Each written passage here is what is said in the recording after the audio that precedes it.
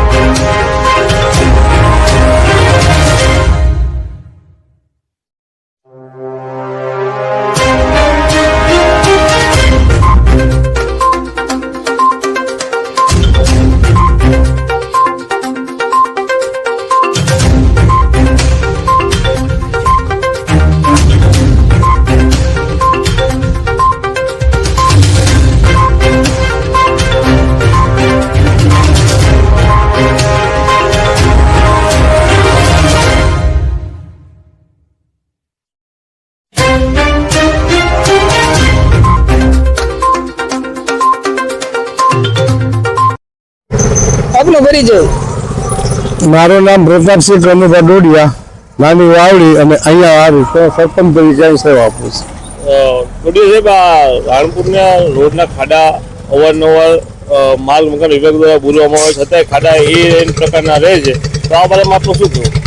આમાં ખાડા બોરે છે કે ખાડા ઊભા કરે છે ખબર પડતું, અને જે જગ્યાએ લોકોએ ખાડા બોરે ને બાજુમાં ખાડા હોય, બીજી જગ્યાએ પૂરે તો મોટા ધોળા કર્યા હોય, એક એને લેવલ પ્રમાણે ખાડા ભૂરતા જ નથી, અને ખાડા પાડવાનો ધંધો હોય ને એવું અમને લાગે છે।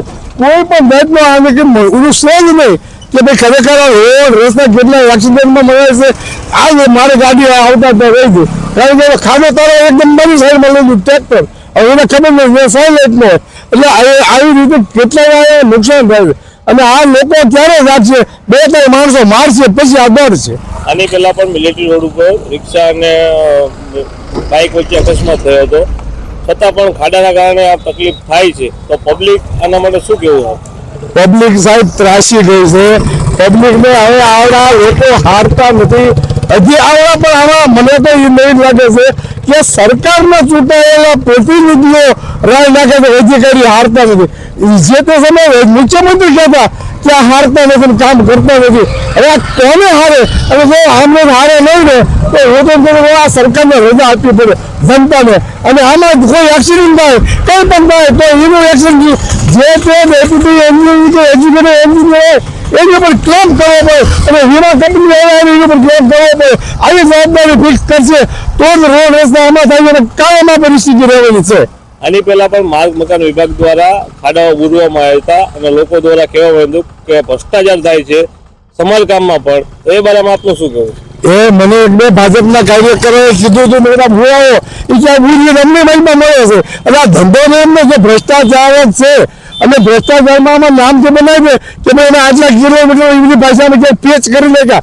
હું સાહેબ તમને ટાઈમ બનાવે તો આ અમારા રામપુર બરવાળા રોડ ઉપર જે એવી પરિસ્થિતિ છે બેની પરિસ્થિતિ છે અને અહીંયા તો છાપામાં ટીવીમાં આવ્યો હોય ને એ એક્સિડન્ટ દેખાય સાહેબ અમારા ગામડામાં બિચારા લઈ જાય ને તો કહેવાય નથી જઈ શકતા. આ પરિસ્થિતિ છે અને આ ભ્રષ્ટાચાર માજા મૂક્યું છે અને હદ ભાઈ ભ્રષ્ટાચાર થઈ રહ્યો છે આવું અમારું માનવું છે.